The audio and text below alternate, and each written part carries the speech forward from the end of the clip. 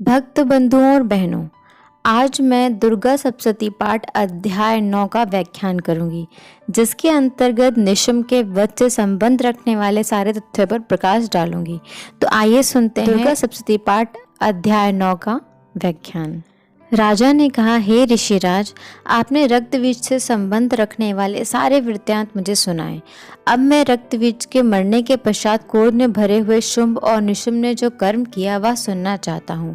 महर्षि मेधा बोले, रक्तबीज के मारे जाने पर शुंभ और निशुंभ को बड़ा क्रोध आया और अपनी बहुत बड़ी सेना का इस प्रकार सर्वनाश होता देखकर निशुंभ देवी पर आक्रमण करने के लिए दौड़ा। उसके साथ बहुत बड़े बड़े असुर देवी को मारने के लिए दौड़े और महाप्रकर्मी शुंभ अपनी सेना सहित चांडिका को मारने के लिए बढ़ा। फिर शुंभ और निशुंभ का देवी के साथ घोर युद्ध होने लगा और वह दोनों असुर इस प्रकार देवी पर बाण फेंकने लगे जैसे मेघाओं में वर्षा हो रही हो। उन दोनों के चलाए हुए बाणों को देवी ने अपने बाणों से काट डाला और अपने शस्त्रों की वर्षा से उन दोनों दैत्यों को चोट पहुंचाई। निशुंभ ने तीक्ष्ण तलवार और चमकती हुई ढाल लेकर देवी के सिंह पर आक्रमण किया। अपने वाहन को चोट पहुंचा हुआ देखकर देवी ने अपने श्रुभ नामक बाण से निशुंभ की तलवार और ढाल दोनों को ही काट डाला। तलवार और ढाल के कट जाने के पश्चात निशुंभ ने देवी पर शक्ति से प्रहार किया। देवी ने अपने चक्र से उसके 2 टुकड़े कर दिए। फिर क्या था, हमारे दैत्य क्रोध में जल भुन गया और उसने देवी के मारने के लिए उसकी ओर शूल फेंका, किंतु देवी ने अपने मुक्के से उसको चूर चूर कर डाला। फिर उसने देवी पर गदा से प्रहार किया। देवी ने त्रिशूल से गदे को भस्म कर डाला। इसके पश्चात वह फरसा हाथ में लेकर देवी की ओर लपका। देवी ने अपने तीक्ष्ण बाणों से उसे धरती पर सुला दिया। अपने प्रकर्मी भाई निशुंभ के इस प्रकार से मूर्छित होने पर शुंभ क्रोध में भरकर देवी को मारने के लिए दौड़ा।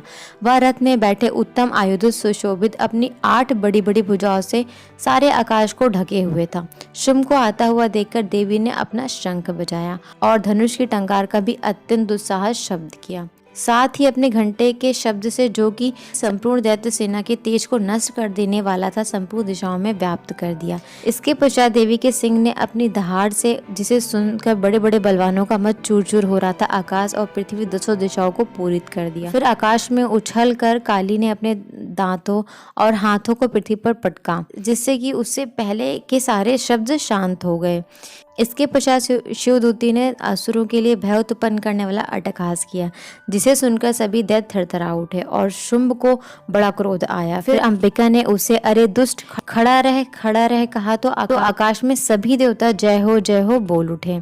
शुंभ ने वहां आकर ज्वालाओं से युक्त एक अत्यंत भयंकर शक्ति छोड़ी, जिसे आता हुआ देखकर देवी ने अपनी मोहलिका नामक शक्ति से काट दिया।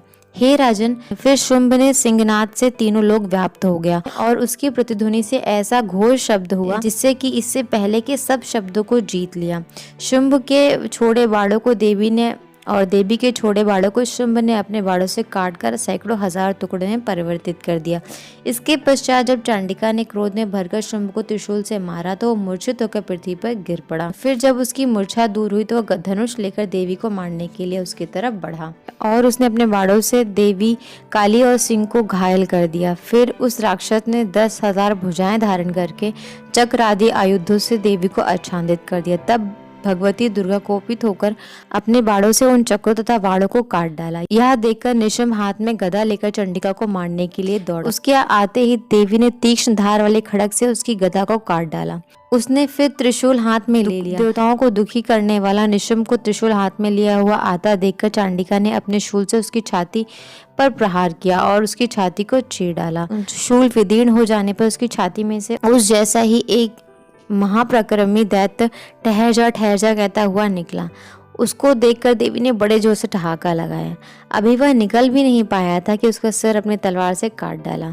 सिर के कट जाने के साथ ही वह पृथ्वी पर गिर पड़ा। तदंतर सिंह दहाड़ कर असुरों का भक्षण करने लगा और काली शिवदूती भी राक्षसों का रक्त पीने लगी। कौमारी की शक्ति से कितने ही महादैत्य नष्ट हो गए। ब्रह्मा जी की करमांडलू के जल से कितने ही असुर समाप्त हो गए। कई दैत्य महेश्वरी के त्रिशूल से विदीर्ण होकर पृथ्वी पर गिर पड़े और कई वराही के प्रहार से छिन्न भिन्न होकर धाराशायी हो गए। वैष्णवी ने अपनी चक्र से बड़े बड़े महाप्रकर्मियों का कचूमर निकालकर उसे हम लोग पहुंचा दिया और ऐन्द्री से कितने ही महाबली राक्षस टुकड़े टुकड़े हो गए। कई दैत्य मारे गए, कई भाग गए, कितने ही काली शिवदूती और उसके सिंह ने भक्षण कर लिए।